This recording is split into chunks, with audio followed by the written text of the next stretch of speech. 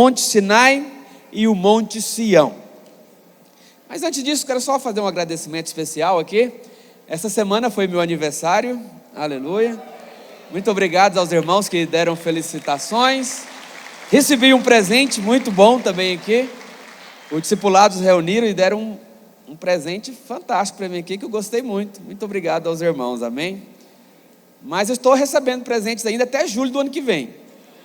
Da agora até julho eu aceito abraço, felicitações, presentes. Aí de agosto do ano que vem para frente, aí já muda o ano. Amém? Brincadeiras à parte. Abra a sua Bíblia aí lá em Hebreus, capítulo 12, versículo 18. Hebreus 12, 18. Mas antes de lermos o texto, quantos estavam aqui domingo passado? Nós temos ministrado nesses últimos domingos a respeito do livro de Hebreus. E aqui no capítulo 12 nós temos mais uma comparação, um panorama entre a velha aliança em contraste com a nova aliança. E essa é mais uma das comparações que a carta traz para mostrar que a nova aliança, ela é muito superior à antiga aliança. Amém, meus irmãos? Nos cultos passados, nós falamos a respeito dessas comparações.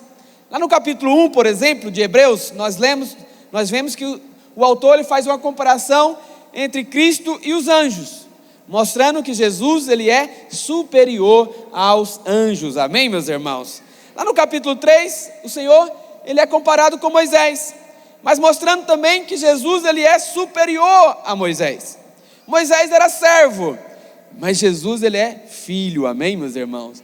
Então, lá no capítulo 4, ele mostra que Jesus ele nos dá um descanso superior ao descanso de Josué. E por aí vai, o livro todo ele é feito fazendo comparações.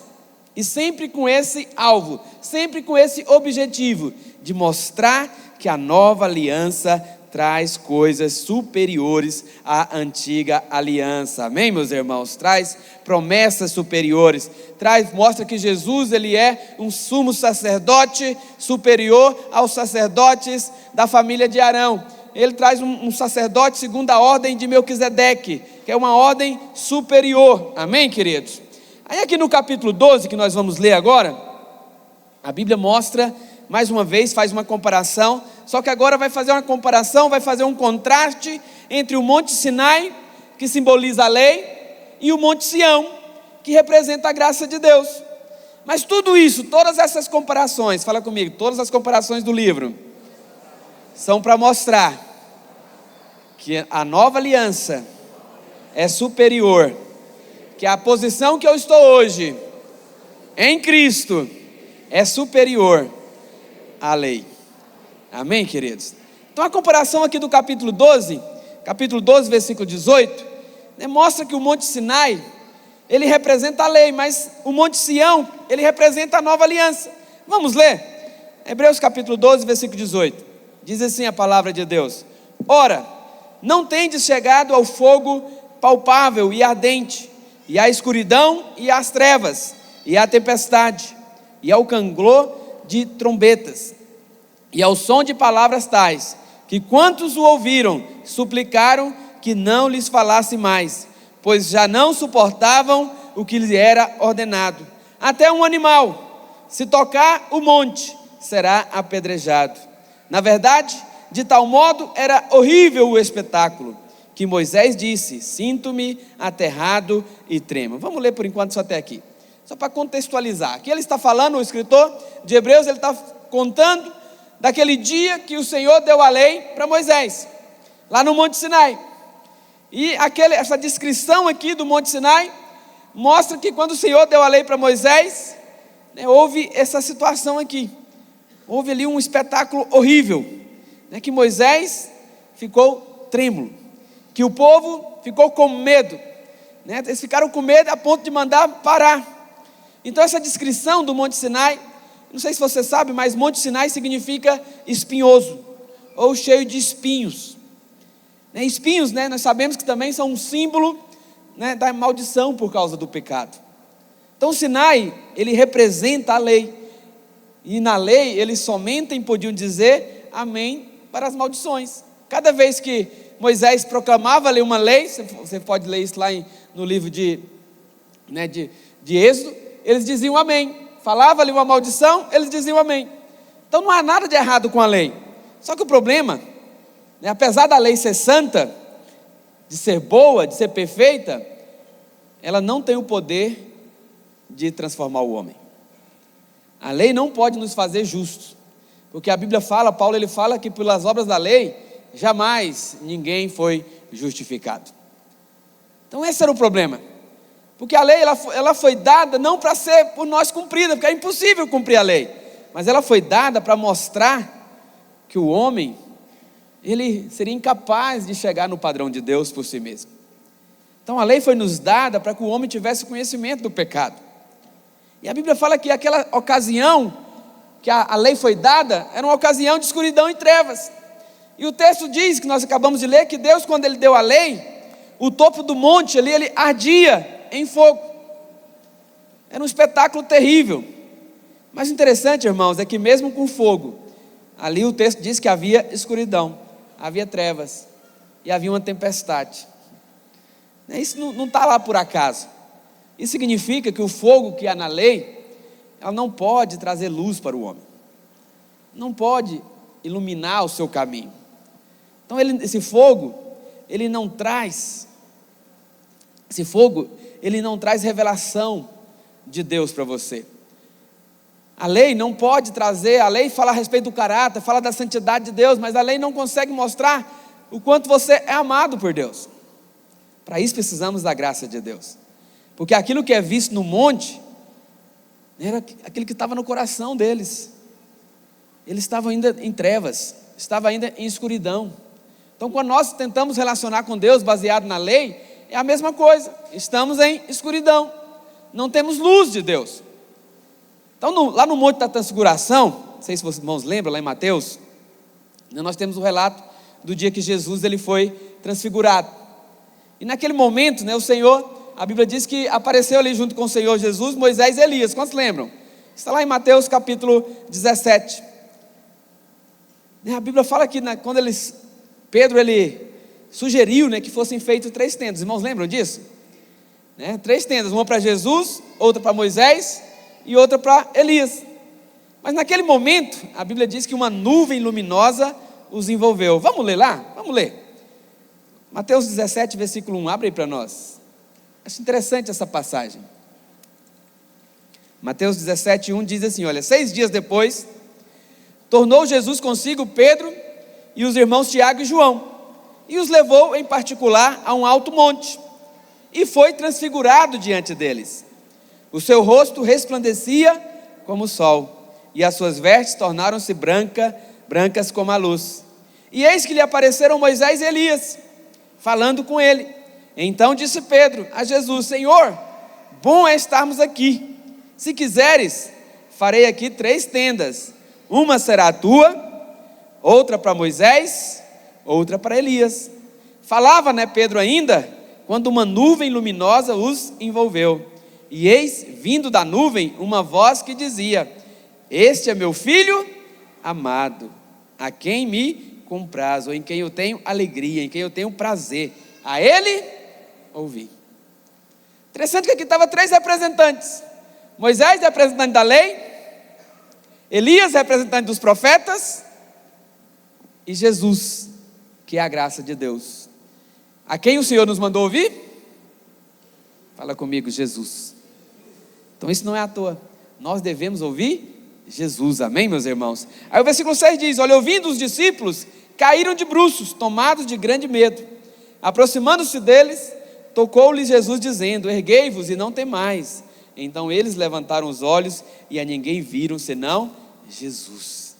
Então nós devemos continuar olhando para Jesus, amém, meus irmãos? Eu sei que Pedro ali naquele momento, ele achou fantástico, ele queria fazer 3 tendas, ou armar 3 barracas, uma para cada um, mas o ponto focal do Novo Testamento agora é Jesus. Por isso que a Bíblia fala em Hebreus 12, que devemos olhar firmemente para o autor e consumador da nossa fé, que é Jesus, amém, meus irmãos? Porque quando a lei foi dada, a Escritura diz que Deus falou numa nuvem escura, mas agora aqui em Mateus, Deus falou numa nuvem luminosa. Há uma diferença entre a lei e a graça é essa luz brilhante, amém, meus irmãos? Porque lá quando a lei foi dada, lá em Êxodo, né, ali a Bíblia fala que Moisés ele ficou aterrorizado e tremo. Então quando alguém vive na lei, né, no momento em que ele se achega a Deus, é exatamente isso que ele faz, se sente com medo. Por quê? Porque a lei não pode trazer segurança para você. Porque quando você relaciona com Deus baseado na sua performance, o que é a lei? A lei é um sistema de troca. Você se comporta, você obedece e você aceita. Mas qual que é o problema quando nós chegamos diante de Deus baseado na lei? Nós nunca sabemos se fizemos o suficiente. Será se eu fiz o suficiente? Será se eu jejuei o suficiente? Ou muitas vezes nem jejuei. Será se eu sou digno? Será se eu sou merecedor? E é isso que acontece. Por isso que nós não temos confiança. Por isso que Moisés se sentiu aterrorizado e trêmulo. Foi exatamente assim com Moisés. Então essa não deveria ser a condição normal do Filho de Deus, amém, meus irmãos? Porque a Bíblia diz que nós hoje, na nova aliança, devemos chegar com ousadia, com intrepidez diante do trono da graça. Mas quando se chega diante de Deus, com medo, receioso, será se Deus vai me ouvir? Será se Deus vai fazer na minha vida? Então nós temos que tomar cuidado. Qual que é a base do nosso relacionamento com Deus? Porque o filho de Deus jamais deveria chegar diante do Pai com medo, trêmulo. Lá em Romanos capítulo 8, quero que você preste muita atenção nesse texto. Romanos 8, versículo 15.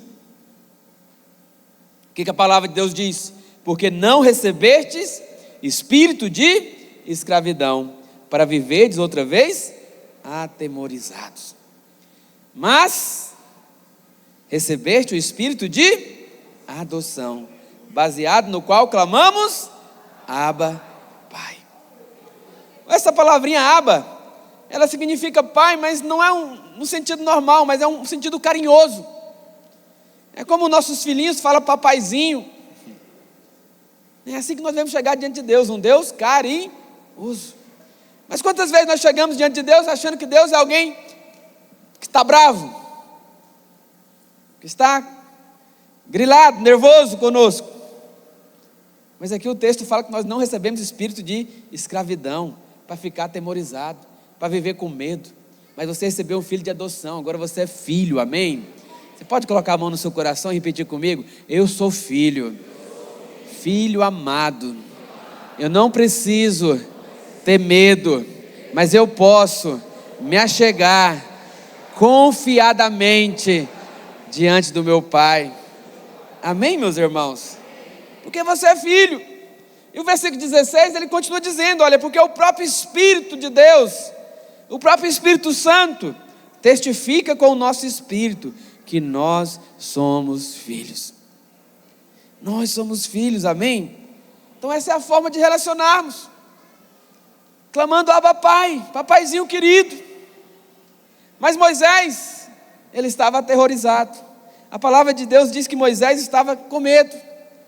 Lá em Números capítulo 12, versículo 3, diz que Moisés era um homem mais manso da terra. Em outra situação a Bíblia fala que Deus falava com ele face a face. Mas mesmo o melhor dos homens não tinha confiança em chegar diante de Deus, Paulo. Ele não tinha ali confiança. A Bíblia fala que Moisés ele não entrou em Canaã, porque ele perdeu a paciência com o povo. Em outras palavras, nem o mais manso estava qualificado segundo a lei. O fato é que a lei condena o melhor dos homens. Por mais que você se esforce, por mais que você tenta fazer o certo, no final você vai ser condenado.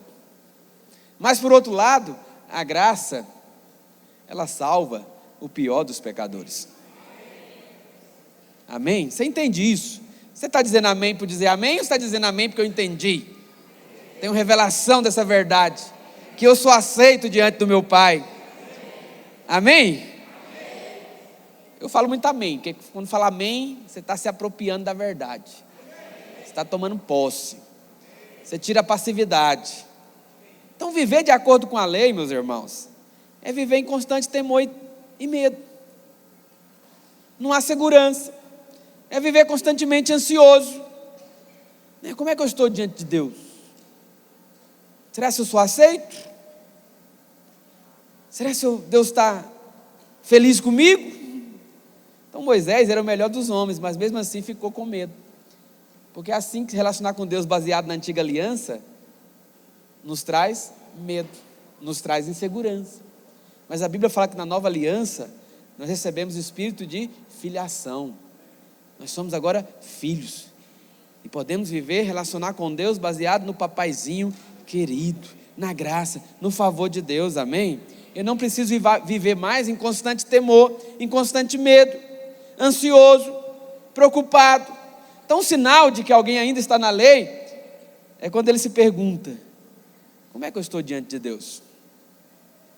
Você fica se avaliando como é que você está diante de Deus? Ou você vai confiado no sangue? Você vai confiado na obra consumada da cruz? Porque a lei, ela não é capaz de dar segurança. Por isso que muitas pessoas vivem ansiosas, vivem preocupadas, vivem angustiadas, vivem com insônia. Por quê? Porque você fica pensando: será se eu fico com medo do amanhã? Será se Deus vai fazer? Será se a coisa vai acontecer? Será se meu milagre vai vir? Porque qual que é o problema? Você se coloca na equação. E quando você se coloca na equação, aí você fica pensando: eu acho que eu não mereço. Eu acho que eu não fiz suficiente. Então a lei não dá segurança, pelo contrário, inevitavelmente você irá falhar. E é nesta hora que você se sente acusado. Olha que coisa interessante, lá em João, capítulo 5, versículo 45, projeta para mim, olha que texto, que o próprio Jesus disse aqui em João 5, 45. Jesus aqui estava discutindo com os fariseus, ele fala: olha, não penseis que eu vos acusarei perante o Pai. Quem vos acusa é Moisés, em quem vocês têm firmado a vossa confiança. Aqui ele estava discutindo, né, com os fariseus. E Jesus, ele não veio acusar, mas quem que acusava?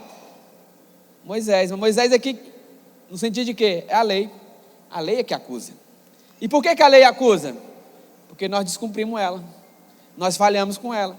E uma vez que você falha, vem a acusação. E debaixo de acusação, você não tem fé. Debaixo de acusação, você não tem ousadia para orar. Por isso que nós oramos tão poucos. Mateus 7,7 diz que todo aquele que pede, como que está escrito? Alguns que pedem, recebem. Todo aquele que pede. E por que não pedimos? Versículo 8, né? Pois todo o que pede, recebe. O que busca, encontra. E a quem bate, a porta abre. Mas por que nós não pedimos? Ou pedimos tão pouco? Para vir na oração tem que fazer a convocação do pastor. O pastor tem que convocar, botar jejum. Porque tem casta, tem corrente, só quebra com jejum e oração. Mas devíamos ser especialistas em pedir. Eu estou reformando lá a minha casa. Aí estava conversando lá com o pintor. Aí entramos no assunto lá e falando a respeito de orar, de pedir. Aí ele veio com aquela clássica dos incrédulos: não, pastor, eu não tenho nada para pedir, só tenho para agradecer. Aí eu, errado. Está errado, essa filosofia de boteco sua está errada. A Bíblia diz lá em Mateus 7, versículo 8, que tem que pedir, porque quem pede, recebe. Então filho, Deus ama filho pidão. Fala aí para o seu vizinho aí, fala: Deus ama filho pidão. Mas por que nós pedimos poucos? Por que oramos pouco? Porque ficamos debaixo da acusação.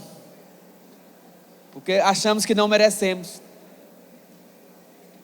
Mas a Bíblia fala que Deus é poderoso para fazer infinitamente mais do que tudo aquilo que nós pedimos, ou até mesmo que nós pensamos.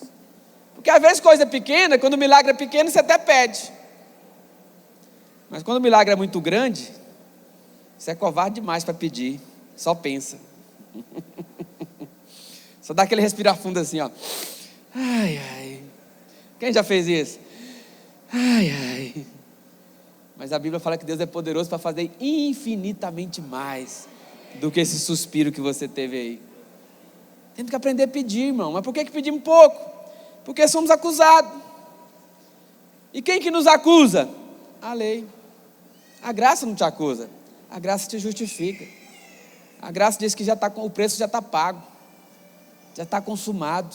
Você pode se chegar a Deus com ousadia, com intrepidez, sem vacilar, diz a Bíblia. Amém, meus irmãos?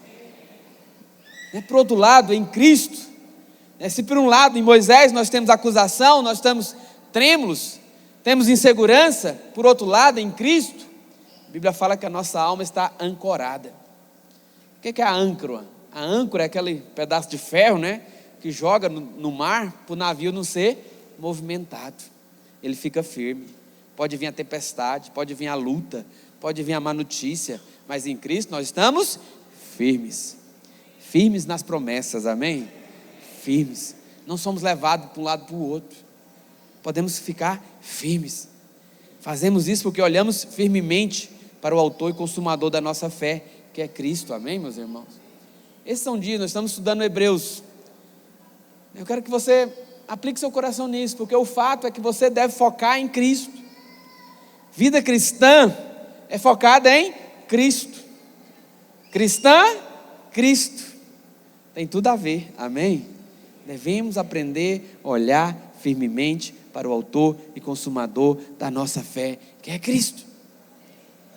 Você tem que parar de olhar para você mesmo, parar de olhar para as suas limitações, para as suas debilidades. Aprenda a orar para Cristo. Por quê, pastor? Porque o Sinai passou. O Monte Sinai, que aponta para a lei, passou. A Bíblia fala que a velha aliança se tornou antiquada. O que é um antiquadro? Para você entender o que é algo antiquadro, alguém ainda viu um orelhão por aí? Ainda tem orelhão? Só de enfeite, né? Orelhão é uma coisa que foi muito útil. Quem aqui já pegou filho em orelhão para fazer ligação? E ficava reclamando com quem estava demorando? Anda logo aí, minha vez. Foi útil em determinado momento. Mas agora, veio coisas melhores. Agora vem um celular. Nem telefone fixo não tem em casa mais. Ou tem algum dinossauro aqui que tem telefone fixo em casa ainda? Ainda tem. Ainda tem, né? A avó ainda tem. Só a avó. Por quê? Essas coisas ficaram obsoletas, antiquadas. Por quê? Porque veio coisas melhores. Quantos lembram aqui da locadora de filme? Videocassete. Se você devolvesse a fita sem rebobinar, levava multa. É outra coisa que ficou antiquada. Passou. Amém, meus irmãos? E por que passou?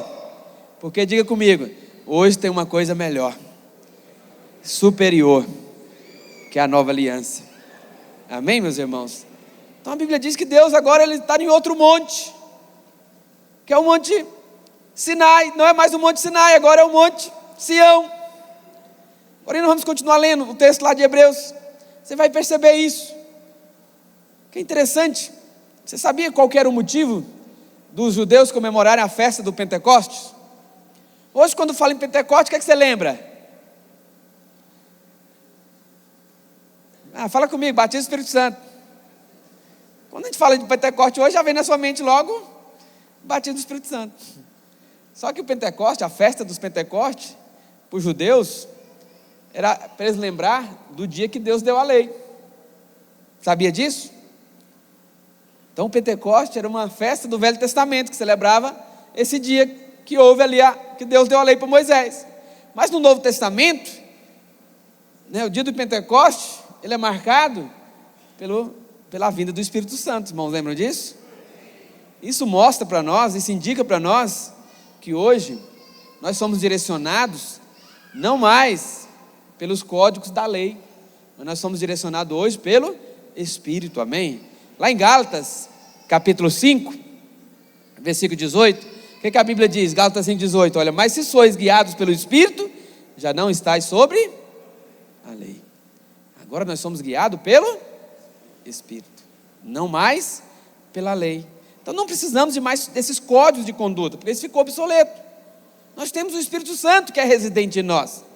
E a Bíblia diz que esse Espírito da verdade vai ensinar você todas as coisas. E nós precisamos agora ser cheios desse Espírito. fluir no Espírito Santo, ser cheio. E nesses dias aqui da oração, nós vamos buscar enchimento do Espírito Santo, amém? Vamos buscar a batismo do Espírito Santo aqui nos líderes, líderes cheios do poder de Deus, líderes fervorosos, que quando chegar na célula não vão estar intimidados. Não que chegar diante do desafio do próximo encontro, não vai estar intimidado, mas vai meter o pé na porta do inferno, vai saquear o inferno, vai povoar o céu, porque agora nós somos guiados pelo Espírito, amém, meus irmãos? E esse Espírito, a Bíblia diz lá em João, que ele nos guia a toda a verdade.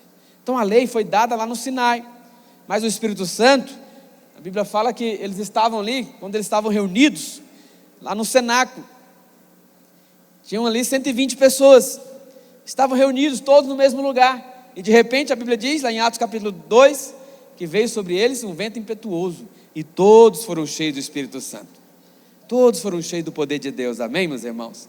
Então lá no Sinai, quando a lei foi dada, os irmãos lembram o que aconteceu depois que Moisés desceu? O que eles estavam fazendo?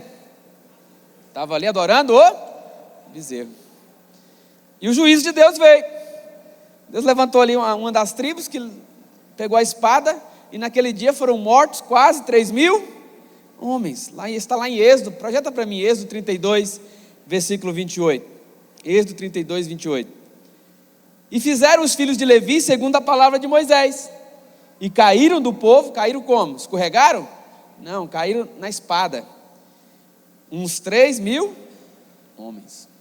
Só que lá em Atos, no dia do Pentecostes, quando o Espírito Santo veio, que aqueles 120 ficaram cheios do Espírito, ficaram ali cheios da unção de Deus, a Bíblia fala que Pedro se levantou, começou a pregar, e como resultado, naquele dia foram batizados quase 3.000 almas. Atos 2,41, projeto, olha o contraste. Quando a lei foi dada, veio juízo, veio morte, mas quando o Espírito Santo veio vida, veio salvação. Então, os que lhe aceitaram a palavra foram batizados, havendo um acréscimo naquele dia de quase 3.000 homens. Olha que coisa interessante. Você vê a diferença da antiga aliança e da nova aliança. Interessante, eu gosto desse texto de Pedro, porque Pedro, a Bíblia fala que era alguém iletrado. O que é alguém iletrado, pastor? É uma forma elegante de chamar de alguém ignorante, sem conhecimento. Era um simples pescador, não sabia falar, Paulo, era tímido, mas quando veio a unção do Espírito, a Bíblia fala que ele se levantou, e na primeira pregação dele, quase 3.000 batizados. Precisamos do poder de Deus na nossa vida nesses dias, e nós vamos jejuar, líder, nós vamos jejuar, discipulador, e vamos orar aqui juntos, porque nós vamos buscar esse poder para edificar a obra, para avançar. Precisamos avançar, irmãos, precisamos crescer, amém? Precisamos multiplicar células, precisamos de novos líderes. Às vezes você está aqui me ouvindo, está intimidado, já foi líder de célula, e às vezes fica com medo de liderar, ou fica com receio. Meu irmão, você só precisa de uma coisa: ser cheio do Espírito Santo. Pedro era alguém simples, alguém tímido, não sabia falar, mas quando veio o poder de Deus, ele levantou ali, e houve salvação de quase 3.000 vidas. Olha, em 2016 eu tive o privilégio de conhecer esse cenáculo. O cenáculo que fica na região mais alta lá de Jerusalém, fica no Monte Sião, fica próximo de uma das entradas ali da cidade antiga. E nós estávamos lá na caravana, de repente, você sabe que crente, onde ele chega, ele é barulhento. Só que começou ali um derramado do Espírito, e os irmãos começaram a orar em línguas, e lá não pode orar em línguas. E lá já veio os guardas mandando sair, mandando fazer silêncio, e as pessoas tentavam fechar a boca, e e começavam a pular, começavam a gritar. Nós fomos expulsos de lá. Eu não sei, o poder veio, a unção de Deus veio. Começou a cantar uma música lá, os irmãos foram cheios, foram batizados, no mesmo lugar. Só que nós fomos expulsos, porque não podia fazer barulho, não podia gritar, não podia dançar, não podia pular. Mas como é que controla crente cheio do Espírito? Não tem jeito, algo fantástico. Então no primeiro Pentecostes, mas voltando aqui para o texto, no primeiro Pentecostes, lá na lei, morreram quase 3.000, mas no segundo Pentecostes, houve ali a salvação de quase 3.000 almas. Amém, meus irmãos? Isso mostra a diferença. Porque lá no Sinai, a Bíblia fala que o povo estava longe, com medo, trêmulo, receioso. Mas no dia de Pentecostes, a Bíblia fala que eles estavam sentados, esperando, descansando em Deus, e foram cheios. Amém, meus irmãos? Isso traz também uma comparação para nós, porque na lei tem que ficar de pé. O sacerdote do Antigo Testamento, ele não podia se assentar, o trabalho era contínuo. Mas a Bíblia fala que o nosso sumo sacerdote, Cristo, uma vez ter completado, ter oferecido o sacrifício perfeito, ele se assentou. Então nós fomos chamados para entrar no descanso. Na graça é uma vida do descanso, uma vida de confiar em Deus. Amém, meus irmãos? Isso é para indicar que os servos, eles ficam de pé, mas os filhos, eles descansam. Na lei nós somos servos, mas na graça nós somos feitos filhos de Deus. Interessante que lá em Atos, eles estavam reunidos ali em 120 pessoas. E na Bíblia nada é por acaso. Na Bíblia sempre tem um significado. E número na Bíblia ele é importante. Cada número tem um significado. Por exemplo, o número 1 fala da unidade. O número 2 fala da concordância. O 3 fala da ressurreição ou da completude. O 4 fala da criação. O 5 fala da graça, da responsabilidade também. São 5 dedos que nós temos na mão. 6 é o número de homem. Por isso que o número da besta lá do anticristo é 666. Por quê? É algo humano. É o homem tomando o lugar de Deus. Mas o 7, nós aprendemos que o 7 é a perfeição de Deus. Amém, meus irmãos? O 8 fala de um novo começo. O 9 são os dons do Espírito, é o fruto do Espírito também. Nós aprendemos também que o 10 é um número completo com relação ao homem. É a completude da ordem humana. O 11 fala de rebeldia, mas o 12 fala da perfeição de Deus para a eternidade. Mas não dá para falar de todos os números aqui. Mas esse 120, o que isso aponta? Qual o significado desses 120 estarem reunidos ali? Uma das coisas que o pastor Luiz sempre nos ensina de como interpretar a Bíblia é um princípio da hermenêutica que fala o princípio da primeira menção. Então, se você quer saber o significado de algo na Bíblia, é importante você pesquisar na palavra tudo o que fala a respeito daquele assunto. Mas também, principalmente, qual que é a primeira vez que aquele assunto aparece. Porque, em linhas gerais, normalmente, o significado daquilo que aparece a primeira vez na Bíblia vai se estender por toda a Bíblia. E 120, a primeira vez que apareceu na Bíblia foi lá em Gênesis capítulo 6, versículo 3, quando o Senhor disse que por causa da maldade do homem, Deus ia reduzir a idade do homem para 120 anos. Lembram disso? Está lá em Gênesis capítulo 6, versículo 3. Olha, então disse o Senhor: o meu espírito não agirá para sempre no homem, pois este é carnal, e os seus dias serão reduzidos a 120 anos. Então 120 significa o fim do esforço humano. Na Bíblia nada é por acaso.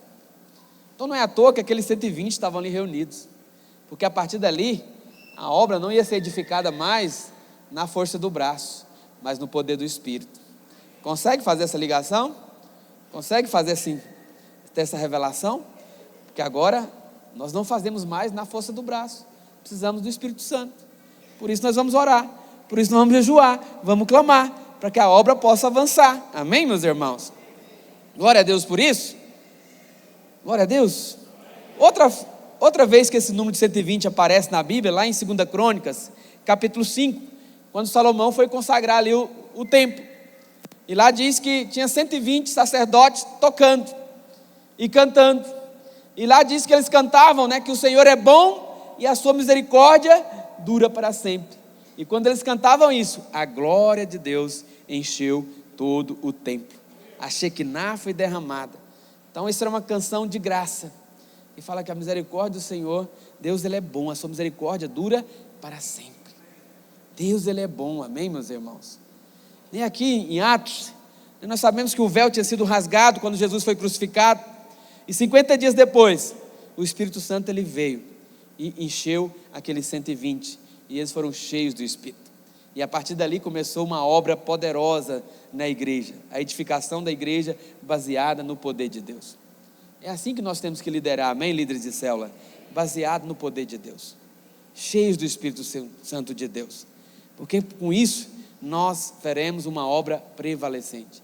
Por isso que eu convido, não venha para cá só por uma obrigação, mas venha orar, com encargo, com revelação. Eu quero ser um canal na mão de Deus. Eu não quero edificar com minha própria força. Talvez algumas coisas não rompem, não avançam, porque nós fazemos com nossa vontade, com nossa força.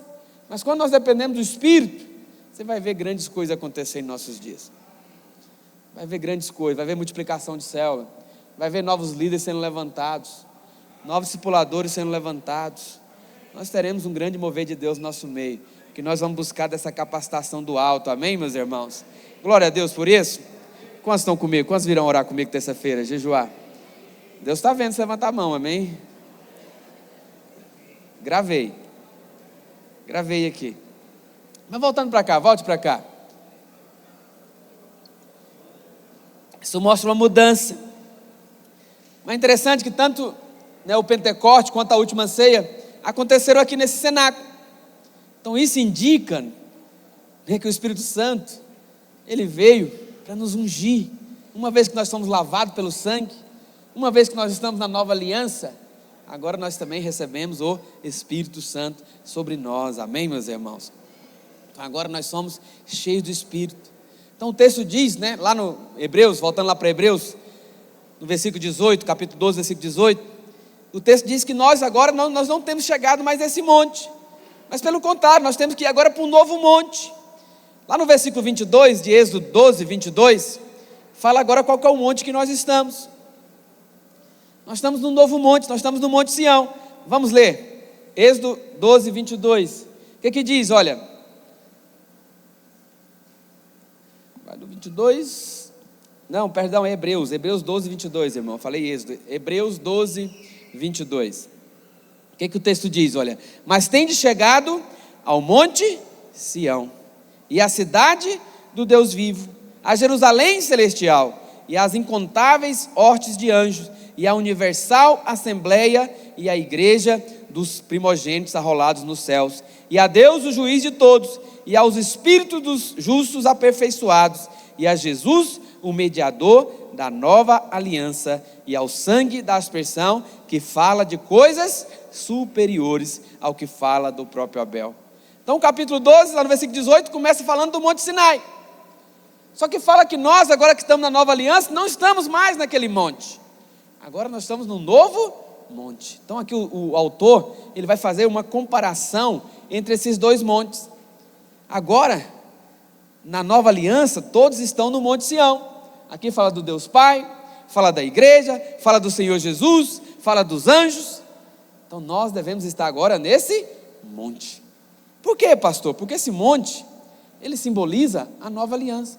Então o escritor, como ele faz em toda a sua carta aos Hebreus, ele faz várias comparações. E agora ele está falando de dois montes, para simbolizar também duas alianças. Lá no Monte Sinai foi aonde a lei foi dada. A antiga aliança foi dada no Sinai. Só que ele fala que nós não estamos mais naquele monte. Agora nós devemos estar nesse novo monte. Os irmãos estão comigo? Estão entendendo isso? Porque isso é importante. Isso é muito importante. É porque, infelizmente, alguns ainda querem ficar lá no Sinai. Mas ele diz, olha, nós não temos mais que estar naquele monte. Volta aí no versículo 18. No versículo 18 ele fala, olha, ora, não tendes chegado ao fogo. Falta mais um. 17. Não, perdão, vai para o 19 então. No versículo 19.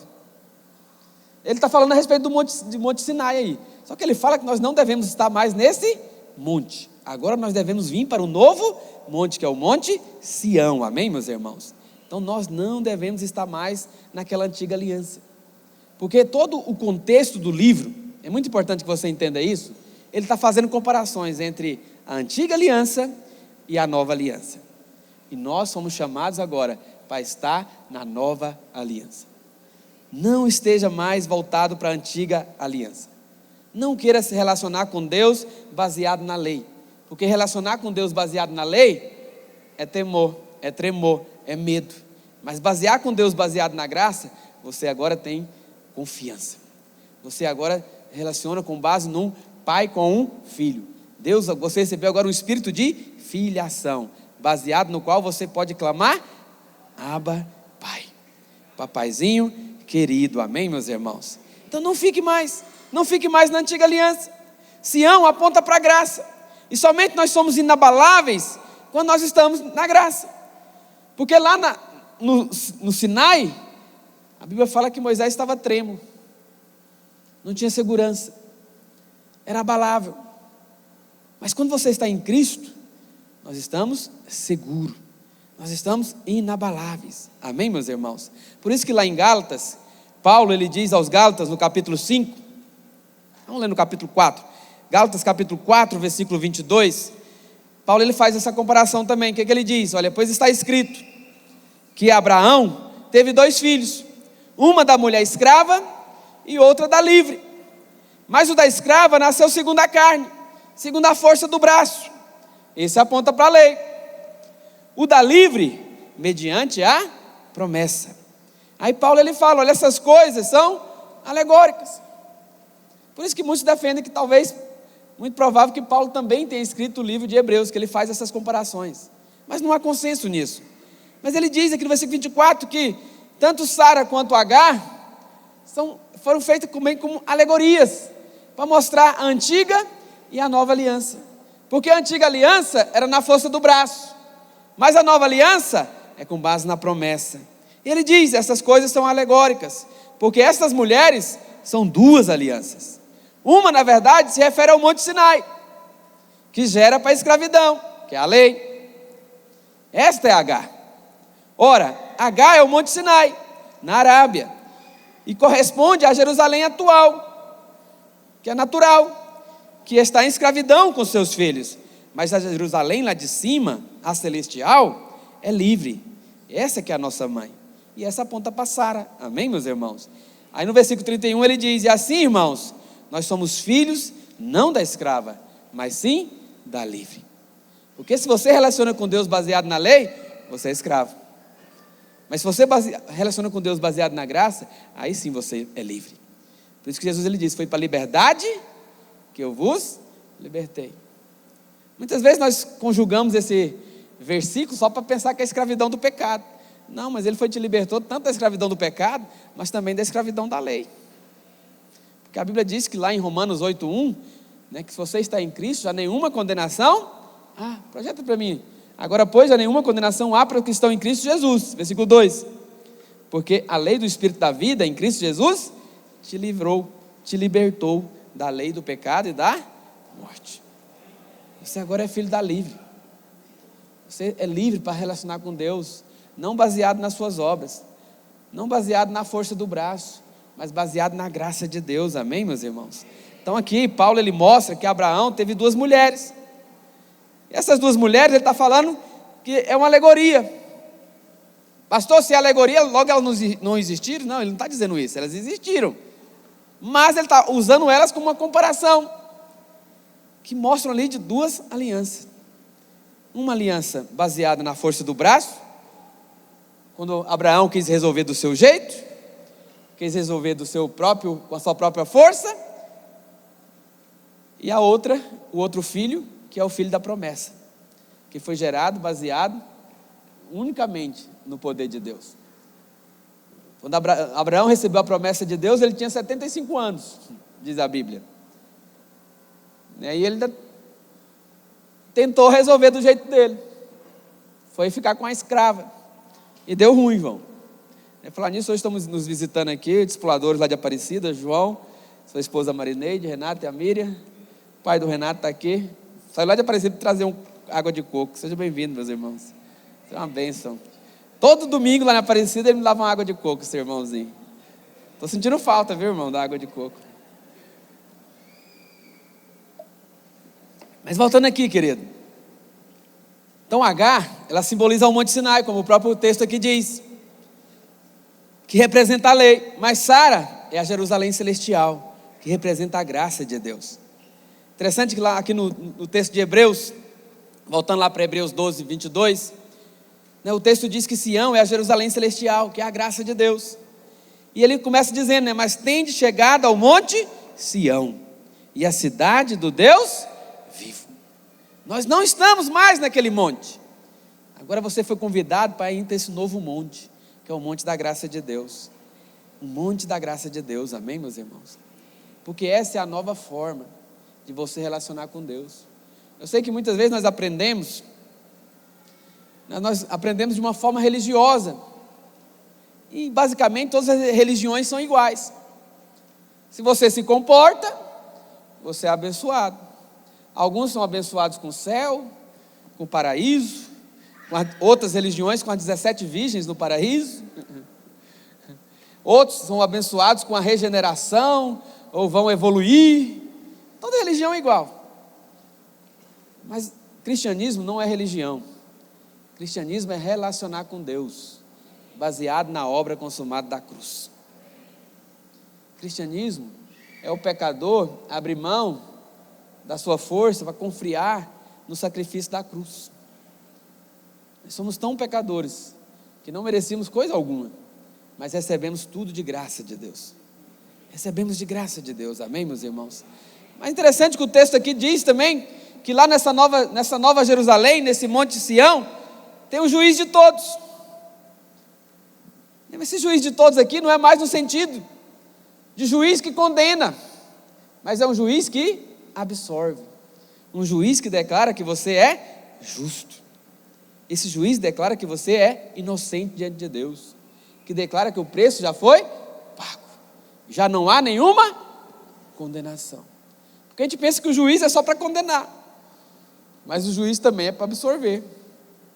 O juiz é para decretar culpado ou inocente. Só que agora, quando o juiz olha para você, ele vê o sangue aplicado, e ele diz que você é inocente, ele diz que você é justo. Quantos justos temos aqui? Tem alguns que eles ficam indecisos, levanta ou não levanta? Sou justo ou não sou justo? De uma vez por todas, você é justo, porque a sua justiça não é baseada nas obras, mas a sua justiça é a de Cristo, que foi dado como um presente para você, é um dom. Lá em Romanos capítulo 5, Romanos 5, 17, projeta para mim, por favor, Romanos 5, 17, que a Bíblia diz, olha: se pela ofensa de um e por meio de um só reinou a morte, muito mais os que receberam a abundância da graça e o dom da justiça reinarão em vida por meio de um só, a saber, Jesus Cristo. Então você é justo porque você recebeu.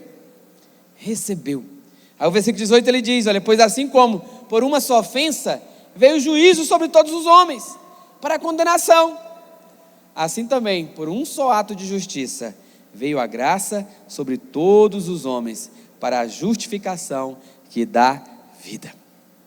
Nós recebemos, amém, meus irmãos? Nós recebemos. Volta lá para Hebreus 12. É interessante que o texto, volta no versículo 23, volta para o 22, perdão, vamos ler, para você entender o contexto. Olha: mas tende chegado ao monte Sião, e à cidade do Deus vivo, a Jerusalém celestial, e às incontáveis hostes de anjos, e à universal assembleia, e à igreja dos primogênitos arrolados nos céus, e a Deus o juiz de todos, e aos espíritos justos aperfeiçoados, aqui é nós, amém?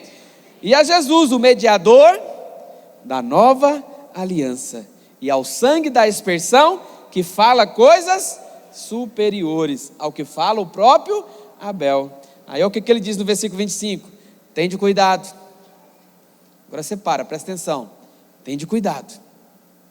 Cuidado para quê, pastor? Para não pecar? É bom você não pecar. O pecado, o salário do pecado é a morte, amém? Os encontristas aprenderam isso no final de semana. O salário do pecado é a... Ele não está falando desse cuidado aqui. Tende cuidado para não recusar o que fala. E o que fala?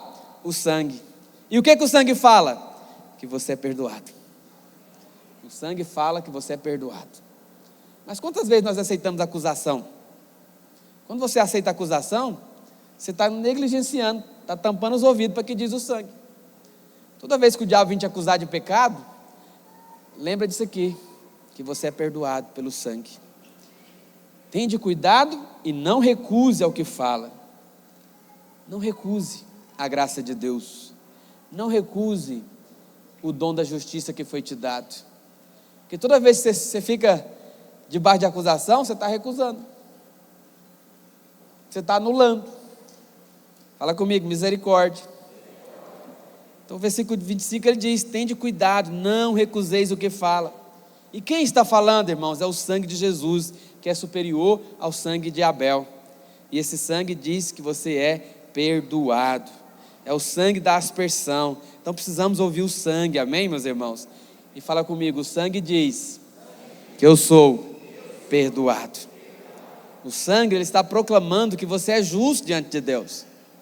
Então não aceita mais acusação na sua vida. Não fique debaixo de acusação. Não fique com vergonha, ou com medo, com receio de chegar diante de Deus, na presença de Deus. Quando você vem orar baseado no sangue. Mas quantos de nós, para começar a orar, como é que você aprendeu? Não, tem que confessar todos os pecados antes de começar qualquer coisa. Aí gasta 10 minutos, João, pedindo perdão. E 1 minuto falando qualquer outra coisa, ou pedindo alguma coisa e vaza. Ou seja, isso é relacionar com Deus baseado na antiga aliança. Pastor, é errado pedir perdão? Claro que não. Mas entenda, você honra a Deus quando você reconhece que você é perdoado. Quando você reconhece que o sacrifício foi suficiente. Esse livro de Hebreus, ele é poderoso, irmãos. Mas ele é pouco falado na igreja. Ele é pouco ensinado. Por quê? Porque ele vem derrubar toda a religiosidade. Ele vem sepultar a antiga aliança. É colocar, pastor André, o iPhone no lugar do orelhão. Não compara. Não dá mais para usar orelhão. Nós estamos numa aliança superior, amém, meus irmãos? A nova aliança é sobre isso, o perdão dos pecados. Nós somos perdoados. Pastor, mas perdão de pecado é uma coisa tão elementar da vida cristã. Pois é, mas a maioria de nós aqui ainda fica lutando com o pecado todo dia. Feliz é o homem que descobre, o dia que ele descobre que os pecados dele foram resolvidos na cruz há 2000 anos atrás. É libertador. Você passa a relacionar com Deus baseado em outras coisas superiores. Mas quantos irmãos estão presos no pecado? Quantos irmãos estão debaixo de acusação? É porque está debaixo de acusação, ele não faz nada para Deus. Ele não se envolve na obra. Ele não edifica a obra. Ele fica debaixo de acusação, ele não quer liderar, ele não quer fazer nada, ele não quer servir no encontro. Ele não pode compartilhar com outras pessoas, porque ele sente intimidado. Ele sente debaixo de acusação. Mas de uma vez por todas, ouça o sangue. E o sangue diz: você é perdoado. Você é perdoado. Porque quando você não crê no perdão, você se coloca num terreno abalado. Você não tem segurança. Você não tem fé. Constantemente você está inseguro. Por esse motivo é que muitos não edificam a obra de Deus. Muitos ficam intimidados, não conseguem liderar. Por que não conseguem liderar? Porque estão debaixo de acusação. Estão num terreno abalável. Mas interessante, se você continua lendo o texto, do versículo 26 de Hebreus 12, para a gente encerrar, ele fala a respeito de um reino inabalável. Nós somos chamados para um reino inabalável. Um reino que permanece. O que ele diz? Olha, aquele cuja voz abalou, então a terra, agora porém ele promete dizendo, e o que ele diz? Ainda uma vez por todas farei abalar, não só a terra, mas também o céu. Ora, essa palavra, ainda uma vez por todas, significa a remoção dessas coisas abaladas, como tinham sido feitas, para que as coisas que não são abaladas permaneçam. E o que são as coisas abaláveis? A lei. Porque quando você está na lei, você não tem segurança. Você não tem segurança. Porque por mais que você, como eu disse agora há pouco, por mais que você se esforce, por mais que você tenta fazer o certo, você cai. Você não consegue. Não há segurança. Mas quando você está debaixo da graça, meu irmão, aí sim você está firmado. Firmado na nova aliança. Aí nada pode te abalar. Nada pode te arrastar.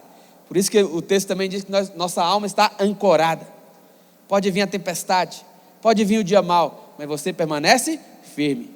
Como diz, né? Podem cair 1000 ao teu lado, 10.000 à tua direita, mas tu permanece firme, inabalável. Inabalável, você não será atingido. Aí ele continua: por isso, recebendo nós um reino inabalável, retenhamos graça. O que é reter a graça? Segura. Fica firme nela. Porque ela é que te mantém inabalável. Porque quando você sai da confiança do sangue, quando você sai dessa base, aí você vai ficar atemorizado, vai ficar com medo, vai ficar inseguro, vai ficar intimidado. Mas você foi chamado para um reino inabalável, amém, meus irmãos? Inabalável. Você foi chamado para um reino inabalável. Permaneça firme.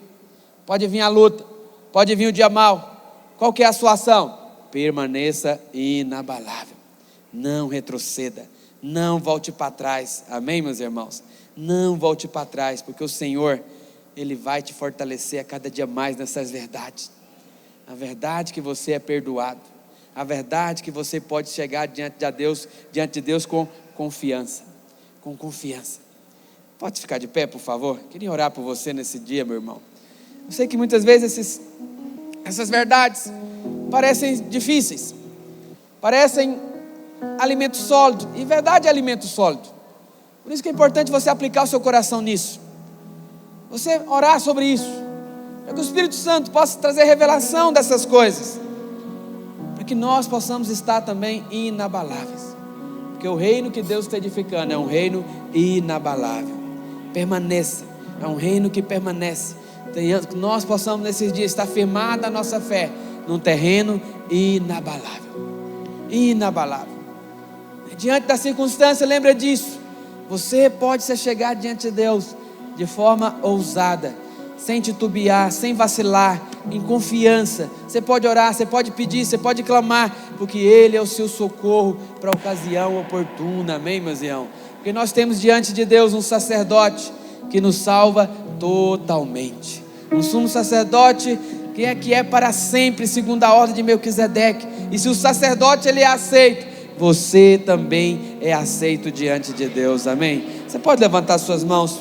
Por um minuto eu quero orar para que o Espírito Santo possa trazer revelação para você nessa noite. Isso aqui é muito alimento muito sólido. E qual que é o alimento sólido? É a base de que você é perdoado. Porque quando você tem revelação de que você é perdoado, nada mais pode te segurar, meu irmão. Nada mais pode prender você. Nada mais pode colocar peso sobre a sua vida. Mas você vai avançar na edificação da obra de Deus. Você vai avançar no crescimento da fé, na expansão do reino. Deus tem uma grande obra para fazer em nossas vidas nesses dias. E você precisa estar firmado nessa verdade da nova aliança. Saia do Monte Sinai, venha para o Monte Sião, para um reino inabalável. Pai, em nome